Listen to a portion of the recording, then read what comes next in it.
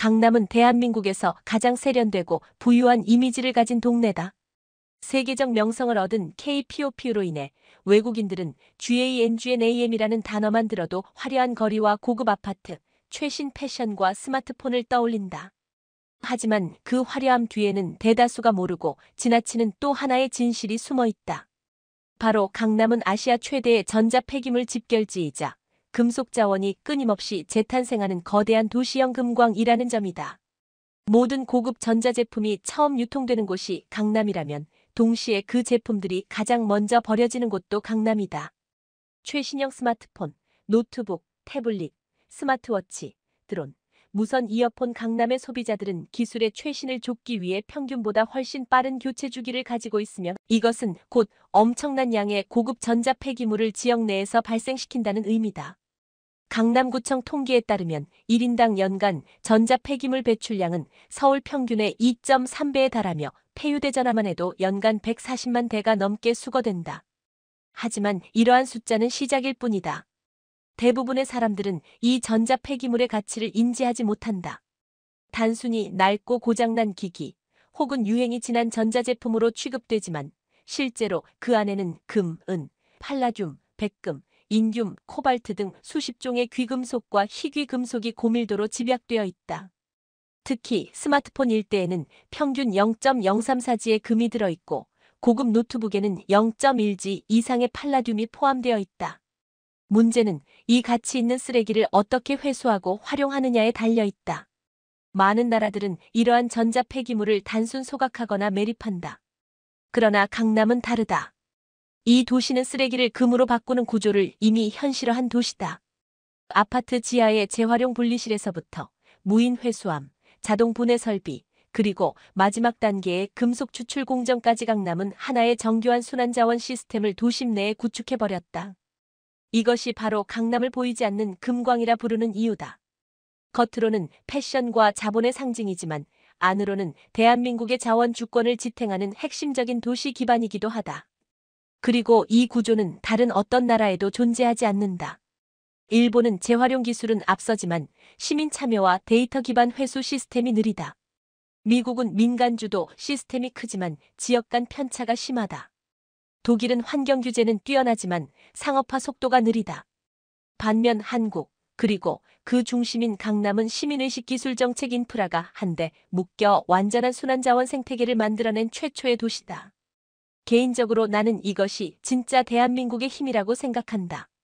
자원이 부족하다고 좌절하지 않고 도시에서 자원을 뽑아내는 기술을 키워냈으며 그것을 현실에 적용시킬 수 있는 유연한 정책 구조를 갖추었다. 강남은 단순한 부의 상징이 아니다. 그곳은 이제 전자자원의 수도, 재생금속의 뿌리, 미래 산업의 출발점으로 새롭게 정의되어야 한다. 이제 우리는 강남 스타일이라는 말 대신 강남 리소스라는 말을 써야 한다. 왜냐하면 지금 이 순간에도 그 도시는 매일 수천 대의 폐기기에서 수십 그램의 귀금속을 회수하고 있고 그것이 곧 대한민국 산업을 지탱하고 있기 때문이다. 겉으로는 화려한 소비 도시처럼 보일지 몰라도 실제로는 대한민국이 가진 가장 조용한 전략 기지가 바로 그 땅 밑에 존재한다. 우리는 자원이라는 단어를 들으면 자연스럽게 땅속을 떠올린다. 광산, 유전, 정유공장, 드릴, 굴착기. 그러나 지금 이 순간 서울 강남의 한 아파트 단지 쓰레기장 안에 버려진 스마트폰 1톤에는 전통적인 금광석 1톤보다 훨씬 많은 금이 들어있다. 대한민국 지질자원연구원의 분석에 따르면 금광석 1톤에서 추출할 수 있는 순금은 평균 3G. 반면 폐휴대전화 1톤에서는 평균 280G에서 많게는 400G까지 회수된다. 즉, 강남의 전자 폐기물은 천연 금광보다 100배 이상의 품위를 자랑하는 자원 덩어리인 셈이다. 이 수치는 단순한 비교가 아니다. 자원 자연이라는 고정관념을 깨뜨리는 결정적 데이터이며 강남이라는 도시가 왜 도시형 금광업원 마인으로 주목받는지를 설명하는 핵심이다. 전통적 자원은 고갈되지만 도시 자원은 매일 새롭게 생성된다. 즉, 강남은 시간이 지날수록 자원을 잃는 것이 아니라 자원을 축적하는 구조다. 게다가 전자 폐기물에는 금만 있는 것이 아니다. 은, 팔라듐, 백금, 인듐, 주석, 코발트, 리튬 모두 현대산업, 특히 반도체 전기차 우주 항공 국방무기 체계에 필수적인 희소금속이다. 그리고 이 귀금속들이 강남의 고급 가전, 디지털 기기, 웨어러블 기기 속에 고스란히 묻혀 있다. 바로 이 점에서 강남은 단순한 소비의 도시가 아니라 아시아 최대의 희소금속 자산을 보유한 도시로 평가받고 있다. 이쯤 되면 우리는 비교해봐야 한다. 중국은 희토류 생산량 세계 1위지만 도시 자원 회수율은 30% 미만이다. 일본은 기술은 뛰어나지만 자원 밀집 지역이 분산되어 수거 효율이 낮다. 미국은 거대한 자원 매장량을 바탕으로 여전히 채굴 위주로 움직이고 있으며 유럽은 환경 규제로 회수 공정의 상업화 속도가 느리다. 반면 대한민국, 그 중에서도 강남은 한정된 지역 안에 고밀도의 전자 폐기물 자원이 집중되어 있으며 회수 분류분해 추출까지의 시스템이 도시 단위로 완결되어 있다. 이런 완전한 순환형 자원 시스템을 구현한 국가는 오직 대한민국뿐이다. 게다가 강남의 이 시스템은 돈이 되는 자원만 회수하는 것이 아니다. 폐기물 전체 회수율을 높이는 과정에서 소각시 발생하는 탄소 배출을 줄이고 소비 전력까지 절감하는 구조로 설계되어 있다. 즉, 단순히 경제성이 아니라 환경성과 지속 가능성까지 확보한 모델이다. 개인적으로 나는 이런 시스템이야말로 21세기형 광업이라고 생각한다. 땅을 파지 않고 탄소를 내뿜지 않고 인간의 탐욕 대신 기술의 정밀함으로 자원을 얻는 방식. 강남은 이제 자본의 상징이 아니라 기술 기반 자원의 중심지로 기억되어야 한다. 이 도시가 쏟아내는 전자 폐기물은 결코 쓰레기가 아니다. 그것은 대한민국 미래 산업의 원재료이자 세계를 견제할 수 있는 전략 자산이다. 만약 우리가 이 시스템을 전국으로 확산시킨다면 강남은 단지 시작점이었을 뿐이고 대한민국은 아시아 전체 도시 자원 시장의 패권 국가로 올라설 수 있다. 그리고 이미 우리는 그 길 위에 있다. 강남을 걷다 보면 어디에 광산이 있는지 보이지 않는다. 그도 그럴 것이 강남의 금광은 흙이나 바위 아래가 아니라 최신식 아파트의 지하실, 도심 속 스마트 재활용 센터, 고급 상가의 뒷골목에 숨어 있기 때문이다. 이 도시가 만든 자원 회수 시스템은 겉보기엔 평범하다. 하지만 그 속을 뜯어보면 세계 어느 나라에서도 구현하지 못한 정밀하고 정교한 도시형 채굴 체계가 작동하고 있다. 시작은 작고 조용하다. 아파트 지하에서부터. 강남의 대부분 아파트 단지는 이미 전자 폐기물 전용 회수함과 분리수거 공간을 스마트 센서로 자동화했다. 폐휴대전화를 투입하면 기기가 자동으로 모델명, 생산연도, 배터리 상태를 스캔한 뒤 금속 추출 가능성과 가치에 따라 자동 분류를 시작한다. 이때 사용되는 기술은 단순한 RFID가 아니다. AI 이미지 분석, IR적 외선 스캔, XRF 형광 분석기가 결합된 고도화된 판단 시스템으로 일본조차도 시범 운영 수준에 머무른 기술을 강남은 일상적으로 가동 중이다. 수거된 폐기물은 어디로 가는가? 분류된 전자기기는 강남구청과 협약된 민간 스마트 회수센터로 이동된다. 대표적인 곳이 삼성동 인근의 한 전자자원 회수업체로 이곳에서는 하루에 약 3톤의 폐전자기기가 자동 분해되고 그 안에서 평균 1.1kg의 금, 3.5kg의 은, 그리고 팔라듐 180G 회수된다.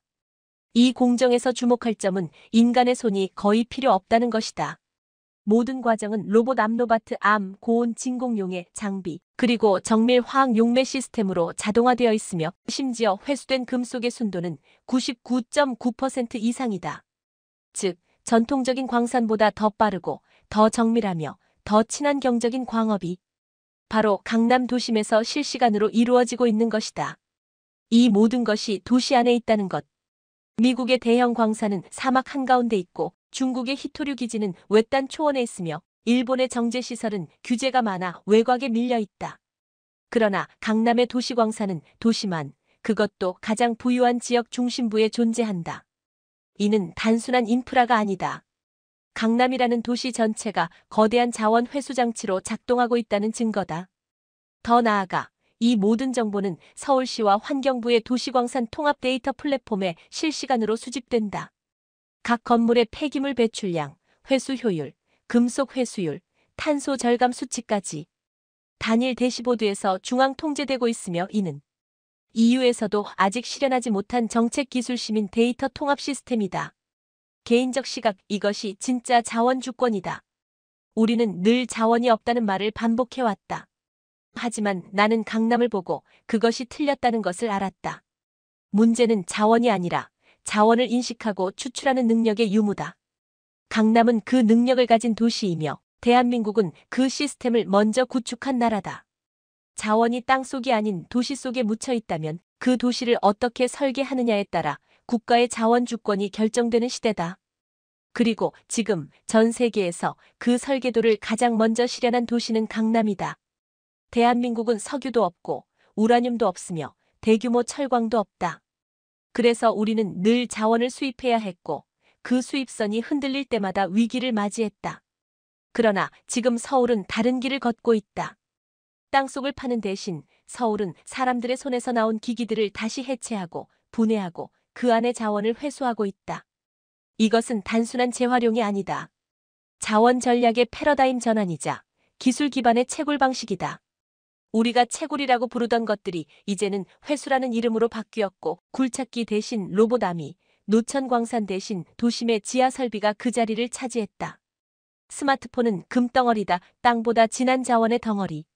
일대의 스마트폰에는 약 60가지 이상의 금속이 들어있다. 그 중에는 금, 은, 팔라듐, 인듐, 텅스텐 같은 귀금속은 물론 리튬, 코발트, 니켈 등 전략 금속이 포함되어 있다. 한국정보통신기술진흥센터에 따르면 폐휴대전화 1톤에서 추출할 수 있는 금은 약 280-400G, 은은 3-5kg, 팔라듐은 150G 내외에 이른다. 이것은 금광석 100톤 이상을 처리해야 나올 수 있는 수준이다. 즉, 서울이 매년 배출하는 약 1,500만 대의 스마트폰 폐기물은 그 자체로 하나의 금광지대인 셈이다. 서울은 땅 없는 자원국가의 롤모델이 되었다. 많은 개발도상국들이 여전히 자원 수입에 의존하고 있다. 하지만 대한민국은 도시 그 자체를 자원화하며 완전히 다른 모델을 만들어냈다. 서울은 이제 자원을 소비하는 도시가 아니라 자원을 생산하는 도시다. 심지어 이 과정에서 환경오염은 거의 없다.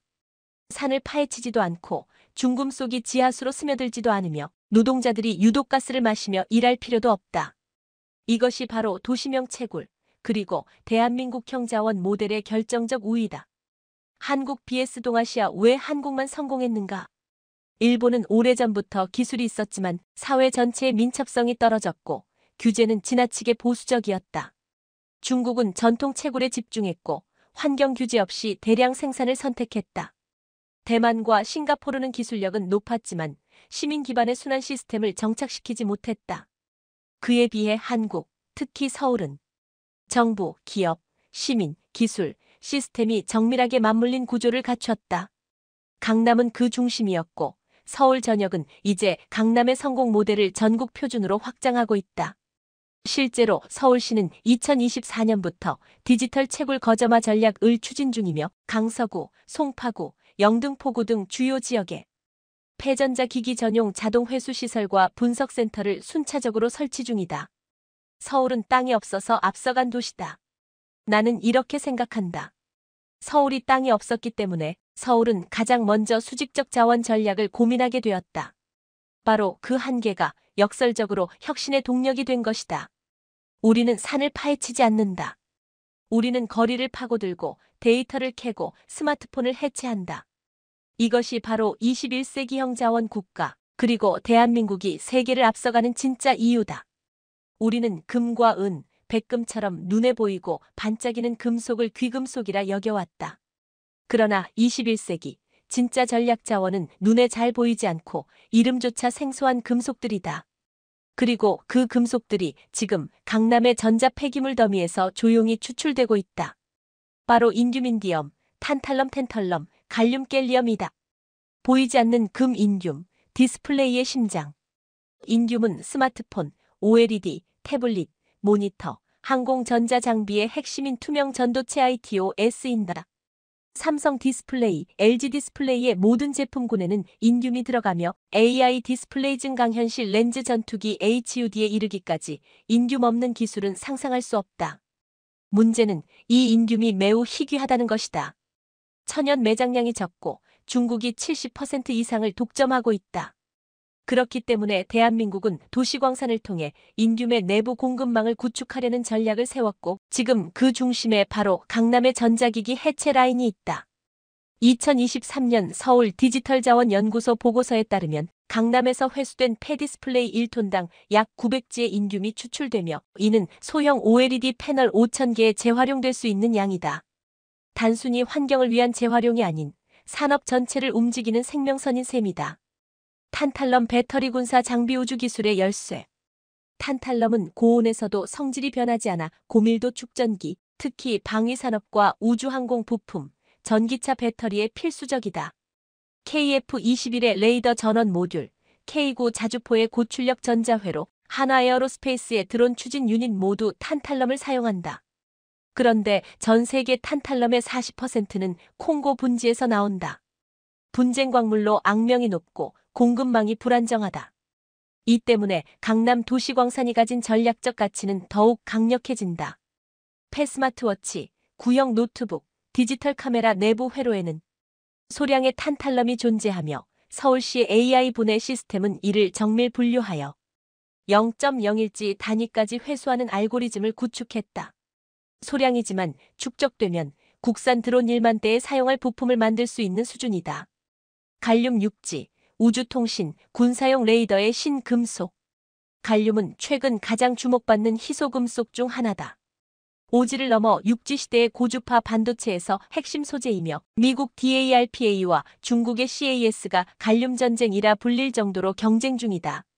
갈륨은 일반적인 광산에서는 거의 나오지 않으며 대부분은 알루미늄 재련 부산물이나 전자 폐기물에서만 회수 가능하다. 그리고 그 전자 폐기물은 바로 강남에서 가장 많이 배출된다. 서울제자원화센터의 통계에 따르면 강남 지역의 폐기기 중 약 15%는 갈륨 포함 부품을 지닌 고급 전자제품이며 이곳에서 회수되는 갈륨은 현재 한국 6지 반도체 파일럿 공정의 12%를 담당하고 있다. 즉, 강남은 통신산업의 미래를 좌우하는 핵심 금속을 자기 손으로 만들어내고 있는 것이다. 더 이상 금이 아니라 금보다 귀한 것이제 금은 상징일 뿐이다. 진짜 전쟁은 갈륨, 인듐, 탄탈럼, 니오뷴, 하프늄 같은 전략 희귀 금속을 확보하느냐의 싸움이다. 강남은 이 자원들을 도시 안에서 시민들의 손끝에서 가정의 책상 서랍에서 추출해내고 있다. 이것이야말로 대한민국의 자원 독립 선언이다. 금은 불을 의미하지만 인듐과 갈륨은 지배력과 생존을 의미한다. 그리고 강남은 지금 그 지배력의 실체를 하나씩 회수하고 있는 중이다. 사람들은 흔히 강남이라는 단어를 들으면 부동산, 금융, 명품 소비를 먼저 떠올린다. 하지만 오늘날 강남에서 가장 빠르게 성장하는 산업 중 하나는 전혀 다른 곳에 숨어 있다. 바로 전자폐기물 회수, 분해, 정제, 그리고 재가공을 통해 수익을 창출하는 도시형 광업 기업들이다. 이들은 대기업도 아니고 TV 광고도 하지 않는다. 그러나 이들이 강남의 고급 쓰레기 더미에서 캐내는 금속은 매년 수천억 원에 달하며 일부 기업은 1년 영업이익만으로 코스닥 상위권 제조사를 넘어선다. 대표적인 사례가 바로 에코넥스 솔루션이라는 중견 회수 전문 기업이다. 이 회사는 강남 송파서초에 배치된 스마트 회수함을 운영하면서 하루 50톤의 전자 폐기물을 수거하고 이중 금속 함유 부품만 선별해 송도 소재 고순도 추출 공장으로 보내 가공한다. 2023년 이 회사는 회수된 귀금속 판매로만 연 매출 4,200억 원, 순이익 870억 원을 기록했다. 전통적인 광산 기업과 달리 이들은 관권도, 드릴도, 외부 협상도 필요 없다. 오직 기술, 자동화 설비, 도시의 흐름만 있으면 된다. 이들은 단순한 재활용 업체가 아니다. 이제는 AI 분석팀, 데이터 사이언티스트, 회로 설계 전문가까지 채용하며 전자제품 해체 모듈별 회수금속 성분 분석 바로바로 재판매까지 완전 자동화된 기계 데이터 자원 3중 연동 시스템을 갖췄다. 이 시스템은 삼성전자의 공정 폐기물 재활용에도 공급되고 있으며 일부 부품은 한화에어로스페이스의 방산 전자장치 생산에도 직결되고 있다. 이 말은 곧 강남에서 버려진 태블릿 한 대가 결국 전투기의 센서가 되어 돌아올 수 있다는 뜻이다. 또 하나 주목할 기업은 그린어스텍이다. 이 기업은 강남 내 학교 기업 의료기관에서 대량 배출되는 산업 전자 폐기물을 모듈 단위로 분해하지 않고 집중 분해 설비에 집어넣는 방식으로 특허를 보유하고 있다. 이 방식은 기존 수작업보다 4배 빠르며 희소금속 회수율도 1.8배 높다. 최근 이 기술은 중동 국가들과의 방산 협력 계약에도 적용되었고 UAE는 이를 K-디펜스 어번 마이닝 마더로 수입하기로 결정했다. 삼성과 LG 역시 이 구조에서 빠질 수 없다. LG화학은 전기차 배터리 회수에 이어 2025년부터는 폐스마트폰에서 추출된 니켈 코발트를 직접 배터리 소재로 환원 재가공하는 순환 시스템을 구축할 계획이며 삼성전자는 자사 제품 회수분에서 나오는 금속을 다시 자사 반도체 공정에 재투입하는 클로즈드 루프 회로를 개발하고 있다. 이는 단순한 친환경 활동이 아니라 원자재 수입 비용을 최소화하고 외부 지정학적 충격에 버티는 완충장치로 기능하는 전략 수단이다. 이처럼 강남의 전자 폐기물은 단지 쓰레기가 아니라 수조원 규모의 산업 생태계를 키워내고 있다. 그리고 이 생태계는 전통적인 자원 산업과는 전혀 다른 속성을 가진다. 파괴하지 않고 오염시키지 않으며 외부 의존 없이 스스로 생산 회수재 투입이 가능한 내순형 자원 순환 체계다. 이런 체계를 구축한 도시는 아시아에서 강남이 유일하며 세계적으로도 몇 손가락 안에 든다. 나는 이것이야말로 진짜 미래 산업이라 믿는다. 눈에 띄지 않지만 도시 안의 흐름을 통제하며 조용히 국가 산업을 떠받치는 숨은 지배자들. 지금 강남의 지하에는 금이 아니라 금보다 더 안정적이고 반복 가능한 수익 구조가 흐르고 있다. 그리고 그 구조는 단단하고 조용하며 아무도 눈치채지 못하게 작동 중이다. 전투기, 레이더, 미사일 모두 귀금속이 없으면 작동하지 않는다. 오늘날의 무기는 아날로그가 아니다. 정밀 유도탄은 팔라듐 없이 방향을 잡을 수 없고 전투기의 AESA 레이더는 갈륨이 없으면 작동이 멈춘다. 미사일의 전자신호 간섭 장비는 인듐과 텅스텐 없이는 제작조차 불가능하다. 이처럼 현대의 군사 장비는 전기전자 집약체이며 한반도처럼 긴장도가 높은 지역에서는 이 장비들의 가동률이 생존율과 직결된다. 그런데 문제는 이 모든 희귀 금속의 60-80%가 해외에서 수입된다는 점이었다. 그러나 이제 대한민국은 도시에서 군수 자원을 스스로 회수할 수 있는 시스템을 구축했다.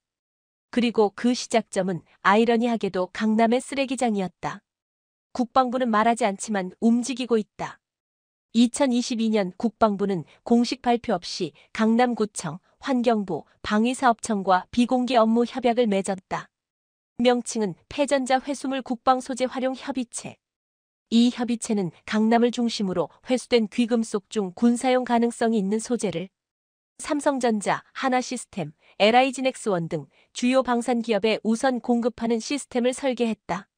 예를 들어 FA-50 경공격기에 전자광학 표적 포드에 사용되는 인듐, 천궁-2 미사일의 반응형 센서에 필요한 팔라듐, KF-21에 탑재될 AESA 레이더 내부 회로의 금, 갈륨 등은 강남의 도시광산 회수분에서 일정량이 할당되어 들어가고 있다. 이 흐름은 공개되지 않지만 군 장비의 부품 국산화율이 최근 5년간 급격히 올라간 배경 중 하나로 조용히 언급된다. 강남의 전자 폐기물이 K방산을 지탱한다. 대한민국은 이제 세계적인 방산 수출국이다. K9 자주포, K2 전차 FA-50, 천궁 미사일. 이 모든 무기의 공통점은 정밀회로 기반의 디지털 무기라는 점이다. 그리고 그 정밀회로에는 반드시 귀금속이 필요하다. 강남은 이 귀금속을 단순히 회수하는 수준이 아니라 정제분석 등급 분류까지 마친 전략 소재 패키지로 가공하여 국방산업에 투입하고 있다. 이 말은 곧 강남은 지금 단순히 쓰레기를 재활용하는 게 아니라 대한민국 군사력의 소재 기반을 생산하고 있는 전략 거점이라는 뜻이다. 나는 이 시스템이 한국형 안보 전략의 혁명이라고 생각한다. 과거 우리는 전쟁이 일어나면 자원이 끊긴다고 두려워했다. 유류, 탄약, 부품 모두 수입에 의존했기 때문이다. 하지만 지금은 다르다. 전쟁이 나도 강남은 돌아간다. 버려진 스마트폰, 고장난 태블릿, 낡은 워치 하나하나가 전시 상황에서도 대한민국 무기의 가동률을 지켜낼 수 있다. 이것이 바로 도시광산이 군사적인 이유이고 강남이 단지 경제의 중심이 아니라 안보의 중심인 이유다. 그리고 한국은 그 누구보다 이 시스템을 조용히 앞서 구축했다. 대한민국은 작다. 땅도 좁고 자원도 부족하다. 그러나 지금 이 순간 미국과 유럽의 전략가들이 가장 주목하는 국가가 있다면 바로 그 작은 나라 대한민국, 그리고 그 핵심 거점인 강남일 것이다. 이유는 단순하다. 한국은 도시광산을 기술로 실현했고 사회로 통합했고 국가 전략으로 전환했기 때문이다. 그리고 그것은 아직 어느 나라도 해내지 못한 일이다. 미국 기술력은 있으나 시스템이 없다. 미국은 실리콘밸리를 통해 패전자기기 회수 기술을 개발했으며 민간 기업 중심으로 도시광산 시장에 진입하고 있다. 애플은 DAI-4이라는 해체 로봇을 운용하고 있고 테슬라는 배터리 재활용 체계를 자체적으로 운영한다. 그러나 문제는 시스템이 연결되지 않는다는 것이다. 미국은 연방주 도시 간 정책 충돌, 민간 정부 간 데이터 단절, 지역 간 회수 격차로 인해 전국 단위 순환자원 인프라를 구성하지 못하고 있다. 반면 한국은 행정이 빠르고 지자체 중앙기업이 유기적이며 데이터 통합 플랫폼이 전국적으로 작동하고 있다. 강남의 한 가정에서 버려진 태블릿이 어느 기업에 의해 회수되고 어느 소재로 추출되어 어느 군용 장비로 들어갔는지까지 단일 체계로 추적 가능한 나라가 한국밖에 없다. 독일과 프랑스 친환경 선진국이지만 속도는 느리다. 유럽은 재활용에 있어 세계적인 기준을 만든 지역이다. WEE 지침, RoHS 인증, CE 마크. 모든 것이 규범화되어 있고 철저히 통제된다. 그러나 그만큼 시스템은 비효율적이고 느리며 과도한 규제로 인해 산업화 속도가 떨어진다. 프랑스는 여전히 회수된 전자기기의 40% 이상이 매립되며 독일은 민간 기술 기업들이 상업화에 실패해 정부 보조에 의존한다. 한국은 다르다. 기술 상용화까지의 속도, 정부의 신속한 승인, 그리고 시민의 수용성. 이 세 가지가 한꺼번에 작동한다. 강남은 이 세 가지가 완벽히 조화된 상징이다. 규범보다 실행, 이상보다 수익, 환경보다 전략을 중심으로 균형을 잡은 유일한 도시. 일본 기술은 있지만 사회가 느리다. 일본은 도시광산이란 단어를 가장 먼저 사용한 나라 중 하나다. 도쿄대 연구진은 이미 2000년대 초반 도시 폐기물의 금속 함량을 분석했고 정부도 관련 정책을 발표했다. 그러나 문제는 실행력이다. 일본은 완벽을 기하는 문화로 인해 시범 사업이 상용화되지 않고 지방정부 간 통일된 시스템이 부족하다. 기술은 있지만 산업으로 못 나간다. 한국은 완전히 반대다. 완벽하지 않아도 먼저 해보고 시장에서 검증하며 개선한다는 K스타일. 강남은 그 결과물이며 지금 일본은 늦게나마 이 모델을 따라가려 애쓰고 있다. 한국이 가진 유일한 무기 통합된 민관 기술 생태계. 한국이 세계 도시광산 경쟁에서 선도할 수 있었던 이유는 단 하나다. 기술, 행정, 시민, 기업, 군사까지 통합된 자원 생태계를 만들어냈기 때문이다. 기술은 중소기업이, 데이터는 지자체가, 재투입은 대기업이, 전략화는 정부가, 활용은 국방이. 이 구조는 미국도 유럽도 일본도 흉내낼 수 없다. 왜냐하면 그들은 너무 크고 너무 분절되어 있으며 너무 느리기 때문이다. 나는 말한다. 한국은 이제 더 이상 따라가는 나라가 아니다. 이제 한국은 자원 전략, 도시 모델, 순환경제, 디지털 추적, 기술 기반 채굴. 이 모든 분야에서 세계가 벤치마킹하는 기준이 되었다. 강남은 그 중심이다.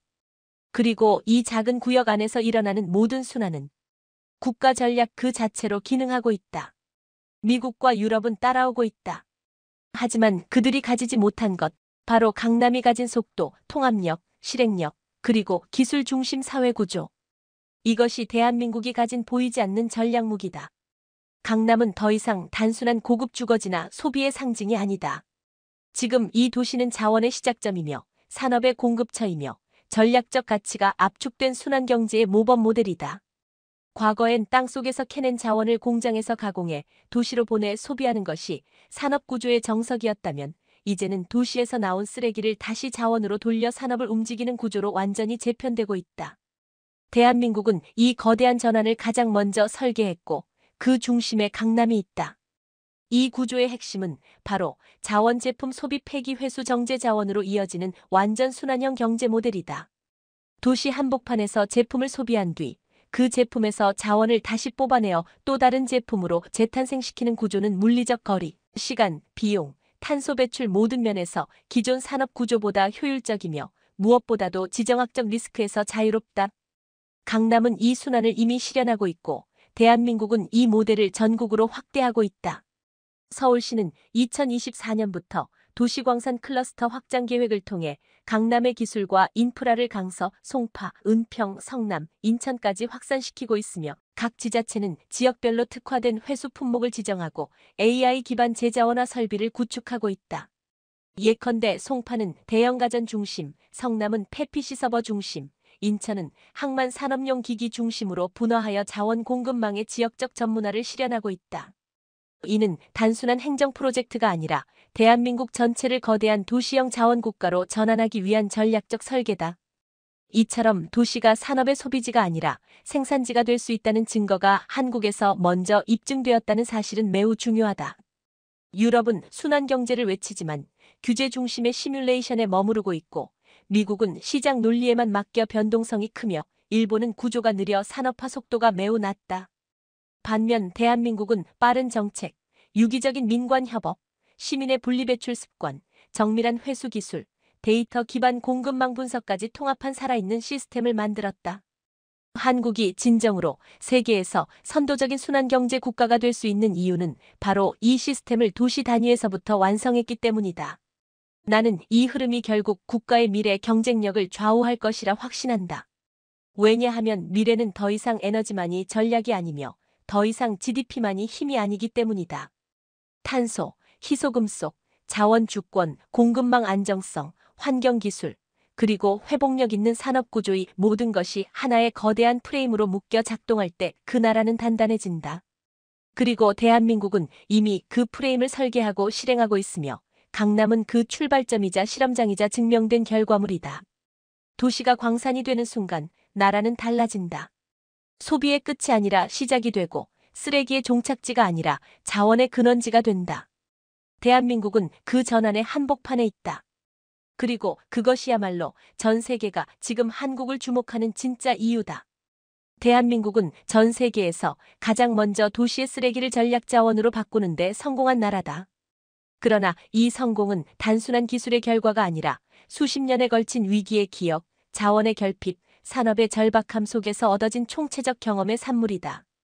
우리는 자원이 없었기에 기술을 선택했고, 우리는 고립되었기에 체계를 설계했으며, 우리는 외부에 의존할 수 없었기에 내부에서 길을 찾았다.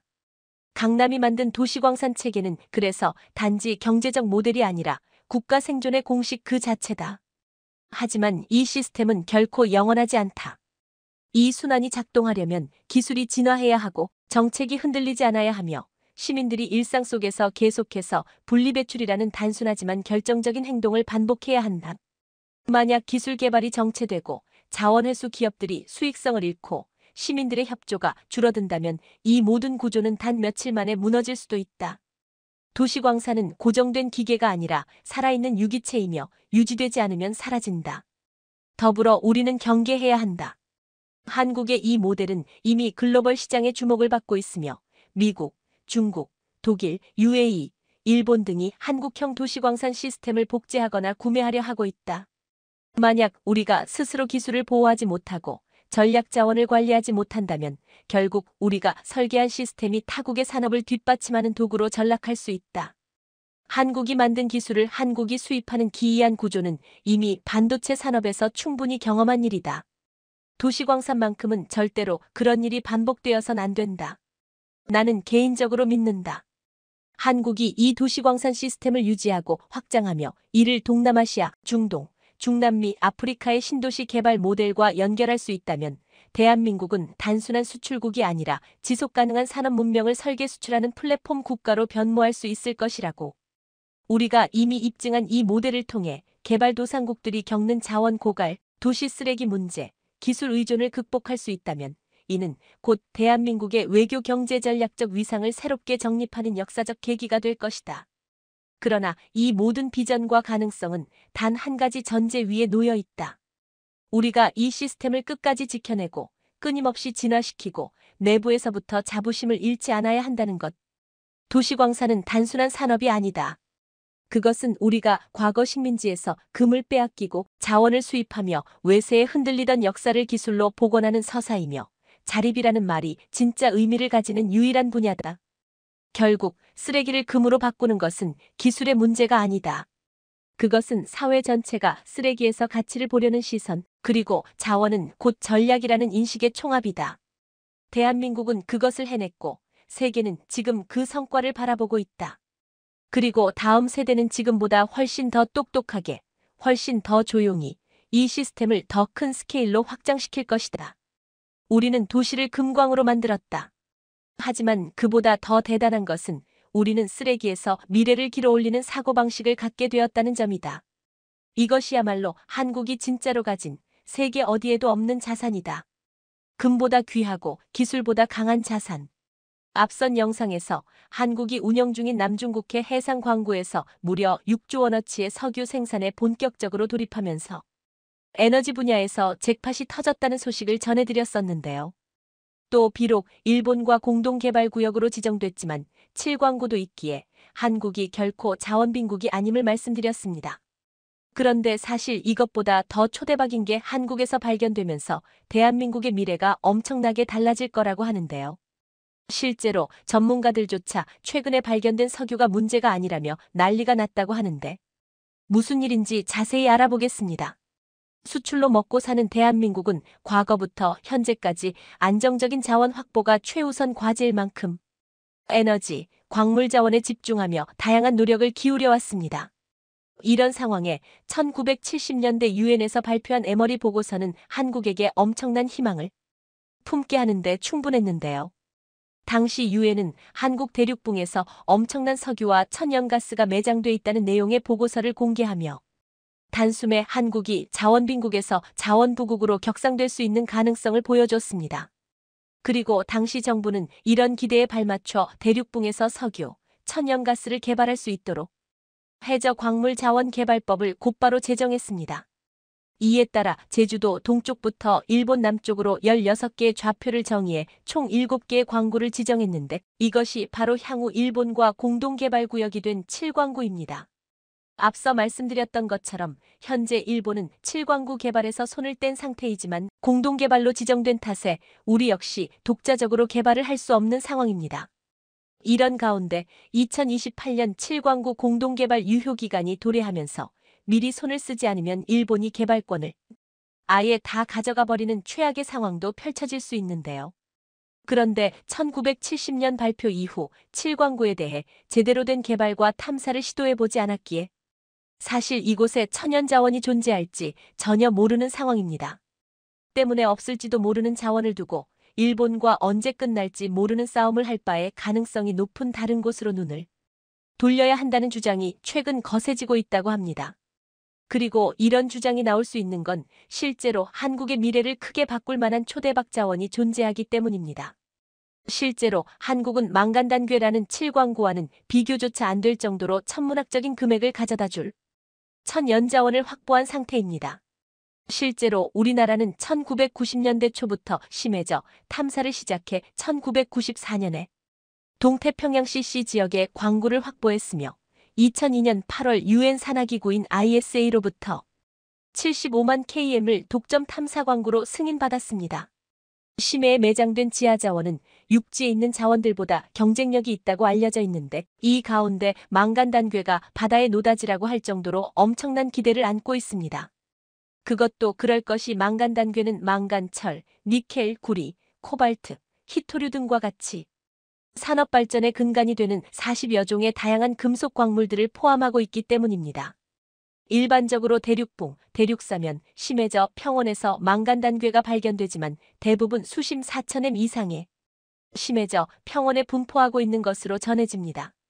현재까지 알려진 바에 의하면 북동 태평양 클라리온 클리퍼톤 균열대, 남동 태평양 페루분지, 북인도양 중앙 심해평원에 많은 양의 망간단괴가 분포하고 있다고 합니다.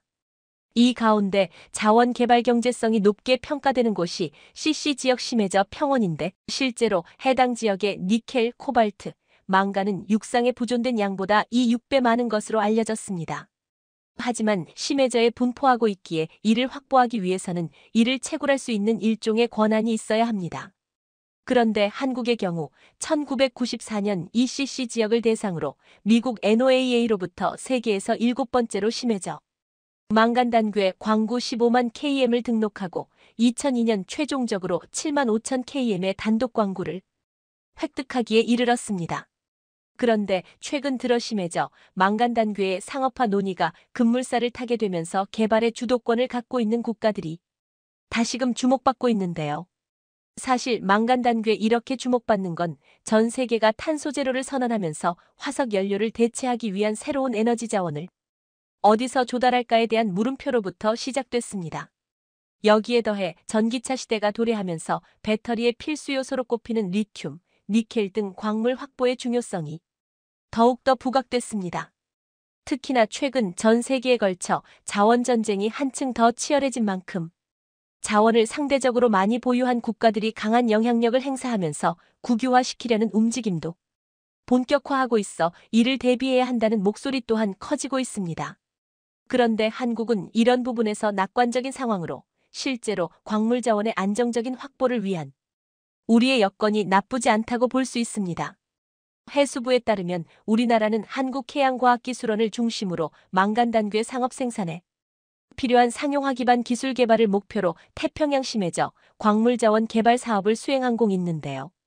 이렇게 개발 사업에 심혈을 기울이고 있는 건 한국이 망간단괴 상업 채굴권을 보유하고 있기 때문으로 연구 결과에 따르면 CC 지역 우리나라 광구에는 무려 5억 6천만 톤의 망간단괴가 보존돼 있습니다. 이는 연간 300만 톤 규모의 망간단괴 상업 개발 시 100년간 총 200조 원 가치의 금속 생산이 창출될 것으로 예상될 정도로 어마어마한 규모입니다. 어느 정도냐면 올해부터 향후 약 100년간 우리나라가 사용하는 구리의 1.7%, 니켈의 16%, 코발트의 46%, 망간의 38.4%를 심해져 광구에서 자급할 수 있는 엄청난 양입니다. 이 밖에도 단괴 내에 함유된 히토류의 추출이 가능해진다면 반도체, 전기차 핵심 소재인 히토류 원료를 자체적으로 조달할 수 있는 길이 열릴 것으로 보입니다. 4차 산업혁명 등 금속 광물의 폭발적인 수요로 심해져에 부존하는 광물 자원이 대안으로 제시되고 있는 상황에서 이런 사실은 엄청난 희소식이 아닐 수 없습니다. 잘 알고 계시지만 우리나라는 대표적인 자원 소비 국가이면서 자원 부족 국가로 우리가 사용하는 대부분의 자원을 수입에 의존하고 있는데요.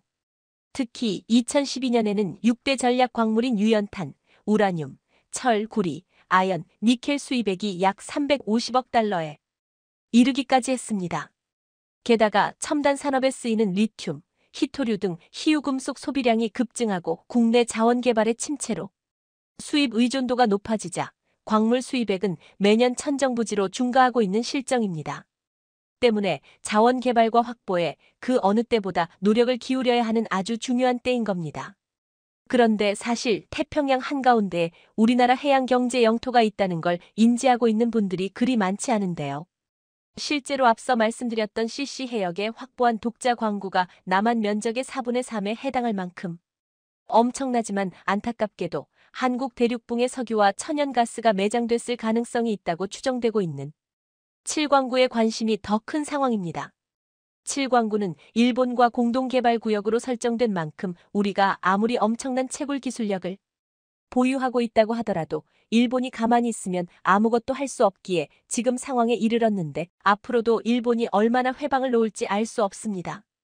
때문에 자원 확보라는 보이지 않는 전쟁 속에서 우리가 현명한 판단을 내리려면 현재로선 7광구보다 망간단괴 상업 생산을 위해 더욱더 집중해야 할 때로 보입니다. 실제로 7광구의 경우 정확한 탐사가 진행되지 않은 상황이기에 자원이 있을 거란 사실을 100% 확신할 수 없는 반면 망간단괴는 6천만 톤이라는 확정적인 매장량이 이미 널리 알려진 팩트입니다. 특히나 망간단괴는 반도체, 전기차 등 첨단 산업의 기초 소재로 활용되고 있기에 더욱더 망간단괴에 대한 채굴 연구가 중요할 수밖에 없는 상황인 겁니다. 그런데 사실 한국은 이미 5,000m 심해져에 있는 망간단괴를 채굴할 수 있는 기술을 보유하고 있는데요. 해수부에 따르면 지난 2016년 심해저에서 채집한 망간단괴를 파이프를 이용해 수면 위 채광선으로 이송하는 양광 시스템 개발에 세계 최초로 실증에 성공하는 등 망간단괴 채집 비법을 풀었습니다.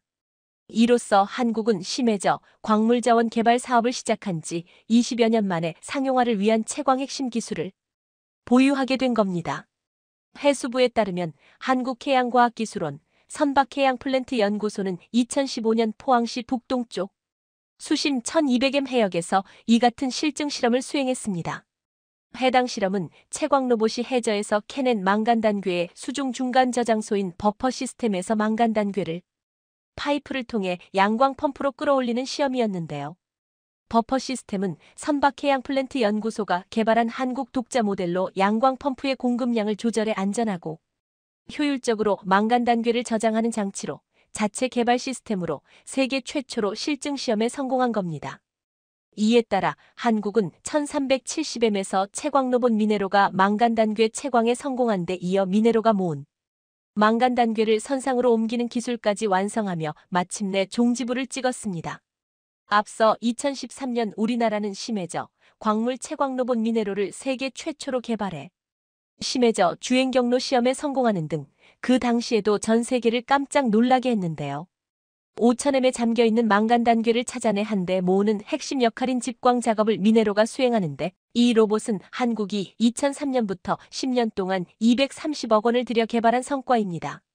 미네로는 사전에 계획한 주행 경로를 따라 스스로 다니며 망간단괴를 채집할 만큼 똑똑한 로봇으로 해저의 굴곡진 지반 위에서 방향 제어와 직진, 선회를 할 수 있습니다. 특히 지면과 마찰이 큰 곳이나 지늘개서도 자유롭게 움직일 수 있는 무한궤도 항법으로 이동하며 주행을 스스로 제어할 수 있는 자동화 기능도 갖췄습니다. 그런데 사실 미네로처럼 아주 연약한 심해저 지반에서 경로를 따라 자동 주행할 수 있는 채광 로봇은 세계 어디에서도 개발한 사례가 없는 한국만 유일하게 보유한 기술입니다. 여기에 더해 미네로는 단순히 경로를 따르는 것뿐 아니라 빠른 속도를 유지하면서 작업의 속도도 엄청난 채집량을 기존보다 크게 늘릴 수 있습니다. 이렇듯 한국은 양광 시스템의 주요 설비의 설계와 제작, 설치, 운영에 이르는 모든 단계를 우리 자체 기술로 해결할 수 있는데요. 해양자원 개발의 상용화가 눈앞으로 다가온 만큼 한국은 해저의 노다지 망간단괴라는 미래자원을 확보하는 그간의 노력의 결실을 거둘 일만 남은 것 같습니다.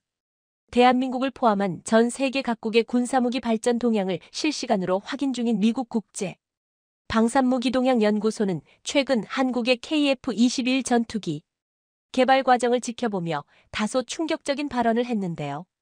바로 최첨단 무기 기술력 발전 단계를 기록 중인 우리 대한민국이 사거리 1500km 이상 발사가 가능한 미사일 탑재용 고속추진 관기술을 개발하고 다수의 적 전투기를 상대하는 멀티 시스템이나 다기능 편대 비행동합 체계인 K링크와 첨단 부품에 대한 생산 제조 능력까지 모두 확보하게 된다면 한국만의 독자적인 기술로 KF-21 전투기를 5세대까지 업그레이드하는 것은 충분하다는 것이죠. 이에 더해 6세대급에 가까운 진화가 가능해질 것이라고 전망하며 한국은 곧 세계에서 네 번째로 꼽히는 5세대 스텔스 전투기 보유국이 될 것이라고 말했습니다. 대한민국이 신흥항공 기술 강대국으로 떠오르자 세계 각국의 관심이 쏟아지기 시작했는데요. 이러한 발언은 사실 꾸준히 나왔던 발언 중 하나입니다. 특히 우리 한국의 미래 방위 계획 동향을 언급할 때 현무 5 미사일의 개발 사안을 포함해 한 번도 빠지지 않고 나왔었던 발언이죠. 그런데 이외에도 미국 CSIS에서 명확하게 주장하는 바가 있습니다. 한국 항공우주산업 카이에서 기대 중인 KF-21 전투기의 폴란드 수출을 동과시키거나 한국 공군이 KF-21 전투기를 본격적으로 운영하는데 외국산 부품들은 여러 가지 제약이 따르기 때문에 결국 독자 부품 개발을 통한 대한민국의 국방 수준을 독자적으로 달성하는 것이 선택의 여지가 없는 필수 사항이 된 것이라는 주장이죠. 현재 KF-21 전투기에 들어간 대부분의 부품은 국산화가 어느 정도 완료된 상황인데요. 이에 비해 엔진 개발 상황에 대한 것은 정확하게 공유되지 않았었죠. 하지만 이제는 KF-21 보람의 전투기에 들어갈 엔진 부품마저도 성과를 보이기 시작했다는 점이 대한민국이 과거와는 다르게 최첨단 기술력을 놀라울 정도로 뛰어나게 활용하고 있다는 것을 세계에 보여준 것이죠. 그러던 와중 한국을 항공기술 강대국 반열에 올려줄 가장 필수적인 엔진 개발에 대한 성과가 나고 있다는 소식이 들려왔습니다. 하나에어로와 두산 에너빌리티가 협업하여 항공 엔진 독림의 승부수를 던진 것입니다.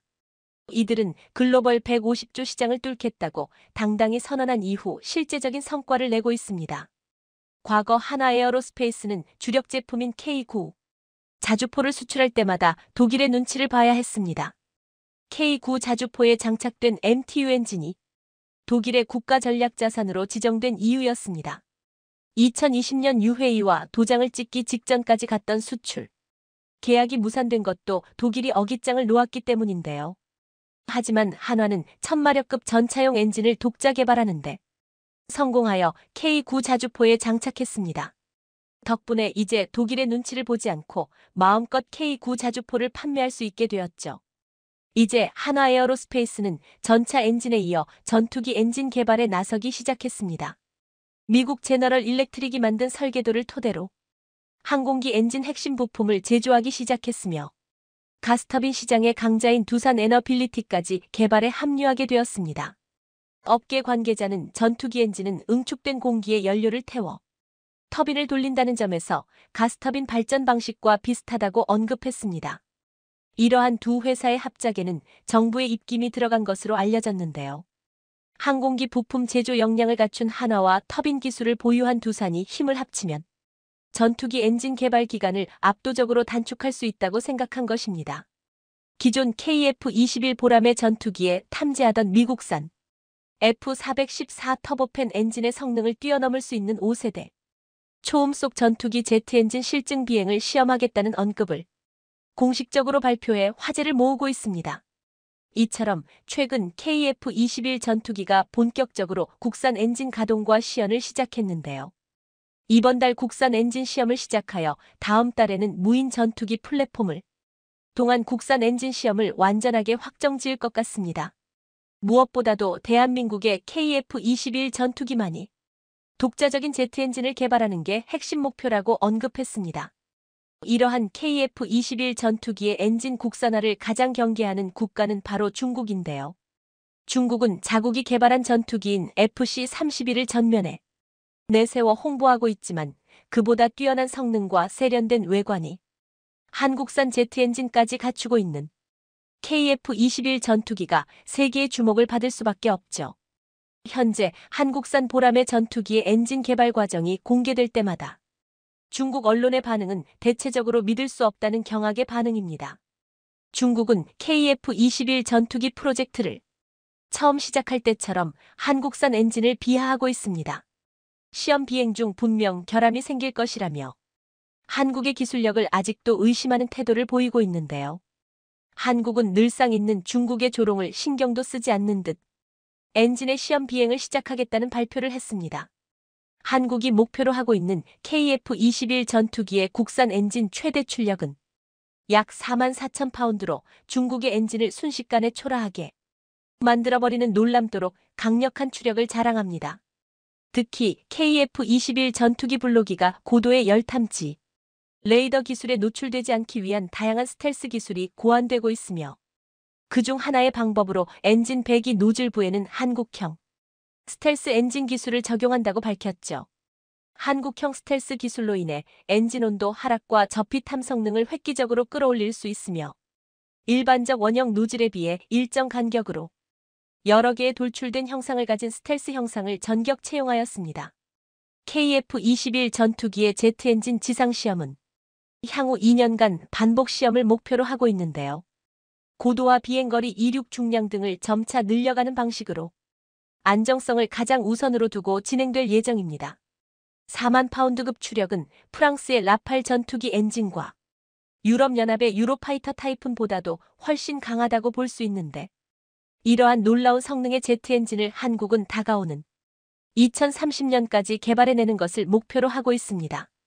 현재 한국은 세계 4순위의 가스터빈 엔진 기술 보유국이며 이러한 가스터빈 엔진 기술력을 토대로 삼아 KF-21 전투기의 5세대 스텔스 전투기 버전인 블로기와 블록 3가 개발되는 2030년 초반까지 제트 엔진을 모두 국산화시켜 우리의 보람의 전투기에 장착할 셈입니다.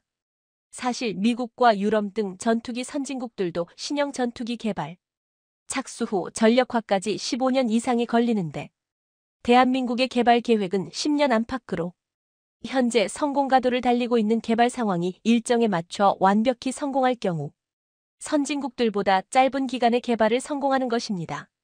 하루하루 피 말리며 일정을 맞춰온 기술자는 향후 개발될 6세대 전투기 기반 기술까지 개발하고 있어서 놀라움을 더하고 있습니다.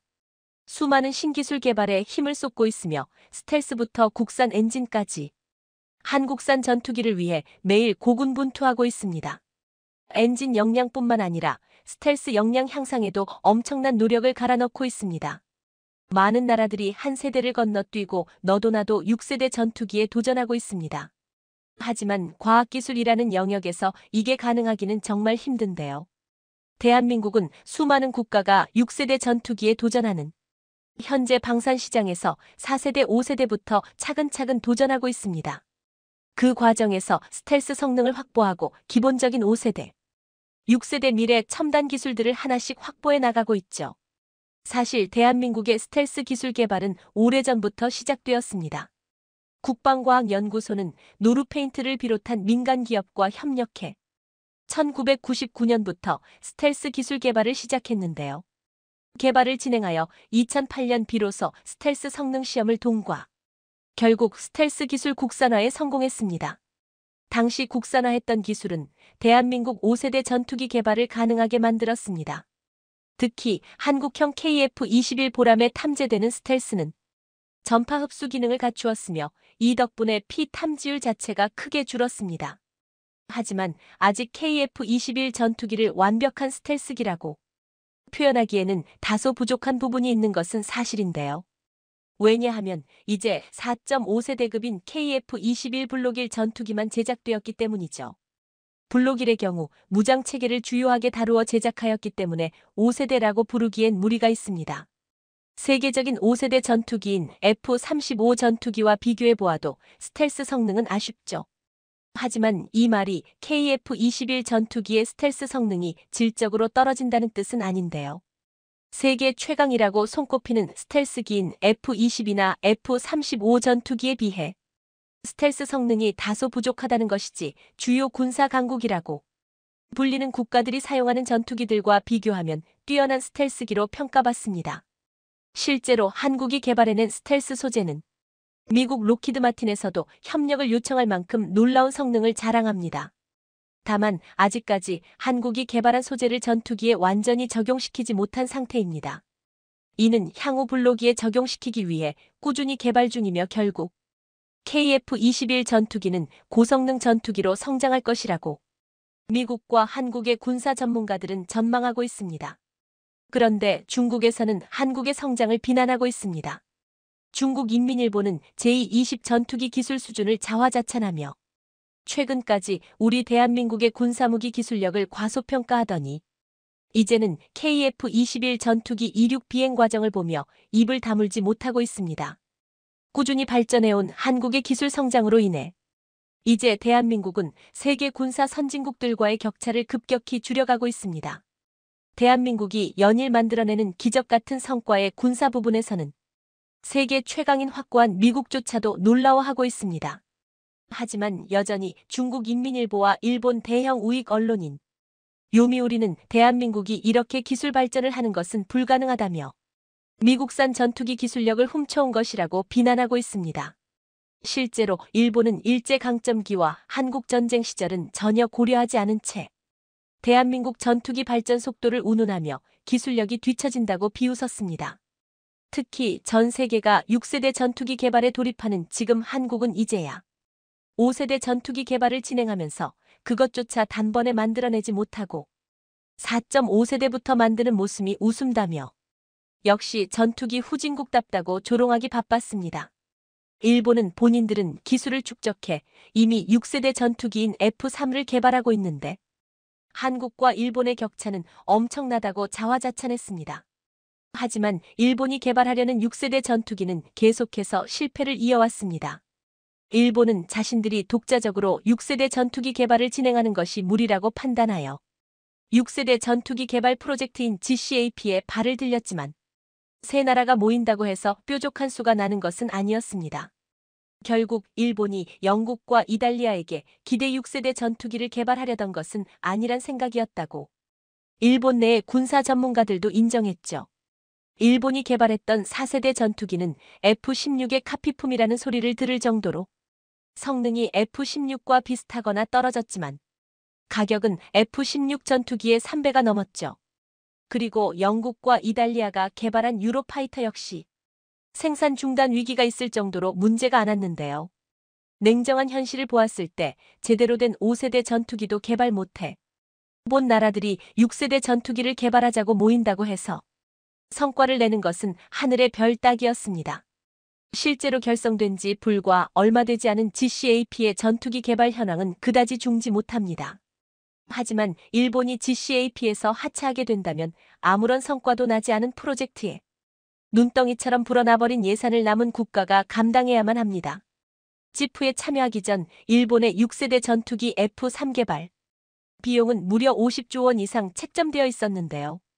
일본은 해당 예산을 줄이고 영국과 이탈리아의 기술을 전수받기 위해 이 프로젝트에 참여했습니다. 하지만 프로젝트는 마음대로 흘러가지 않았습니다.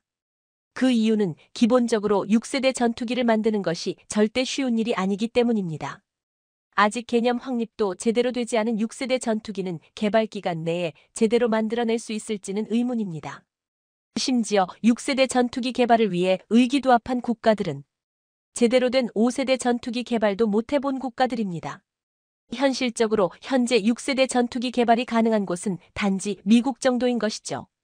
심지어 엄청나게 높은 가격도 일본의 발목을 잡을 것입니다.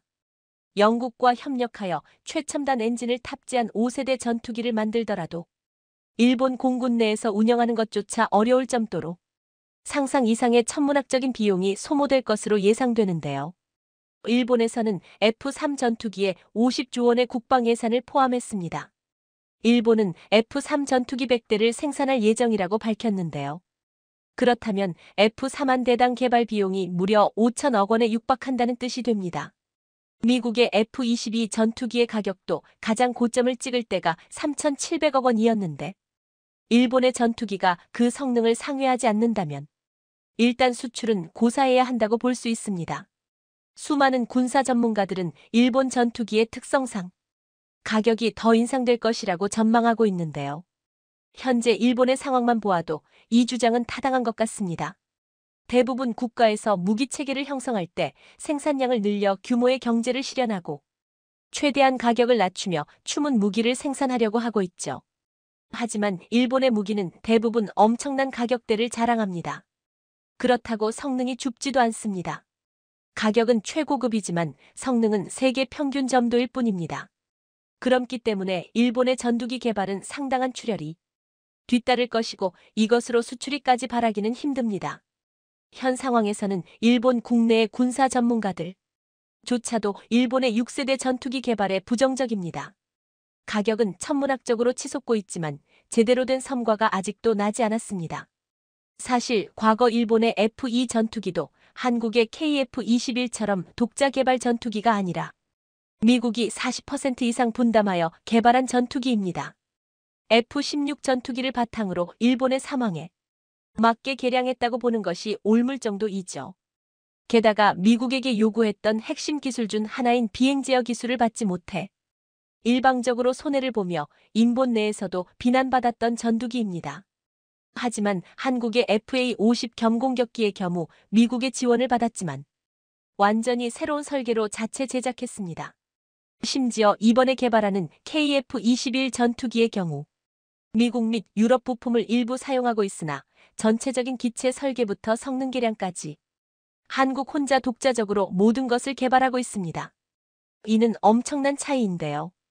한국은 최첨단 기술에서 미국이나 이스라엘과 견줄 수 있는 기술력을 갖추고 있습니다.